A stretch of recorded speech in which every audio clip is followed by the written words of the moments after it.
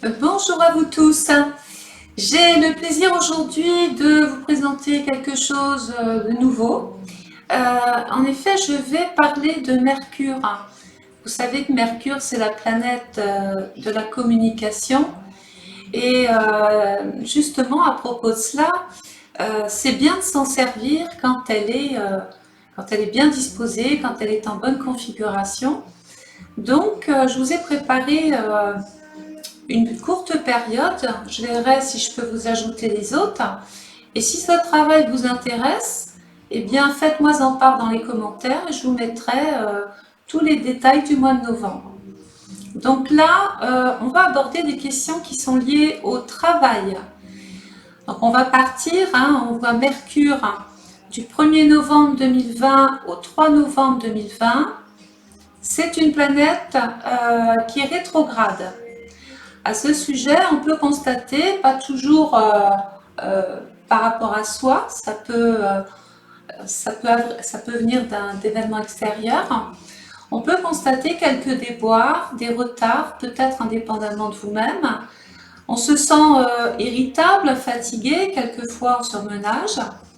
C'est une période de nouvelles, il y a des discussions qui s'avèrent compliquées, des difficultés à entrer en contact avec vos interlocuteurs, des petits problèmes liés au déplacement, période critique pour passer un concours, un test, un contrôle, un examen.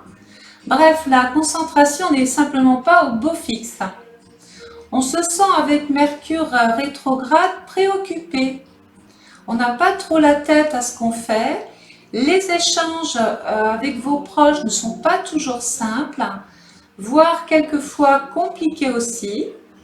Mercure, un synonyme de la parole, le langage, peut donner de la maladresse, du bégaiement, de la timidité ou l'impossibilité de s'exprimer comme on le voudrait. On peut aussi, je dis on peut parce que ça peut être tout un tas de petites choses. Il peut y avoir une mésentente, une dispute, des disputes. Des désaccords sont toujours possibles. On peut ressentir des pannes de toutes sortes. Donc là, toujours, peut-être indépendamment de vous, vos proches peuvent ne pas toujours vous comprendre. Les discussions sont souvent contraires à votre façon de penser, ce qui se traduit par une sorte de malaise. Ce n'est bien évidemment pas le moment d'attendre de vos collègues de travail ou de vos supérieurs de la compréhension. Chacun pense à lui, il y a un côté individuel.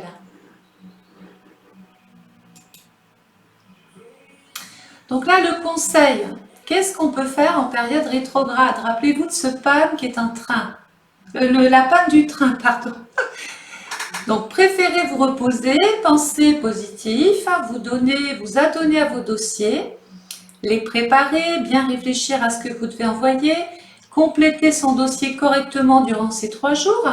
N'engagez pas de discussion trop sérieuse, préférez écrire que parler en public par exemple. C'est une période où l'on peut davantage lire, s'aérer la tête, sortir, respirer, faire du yoga et de la méditation. N'essayez pas de convaincre vos interlocuteurs, j'insiste là-dessus. Ils ne seront pas réceptifs. Bah oui, ils ont Mercure rétrograde aussi, eux, dans leur thème. Si possible, remettre à plus tard des dossiers très importants, ainsi que toutes sortes de réunions où vous devrez vous exprimer. Préférez écouter que de donner votre avis. Préparez-vous pour vos examens. Préparez vos tests, vos concours.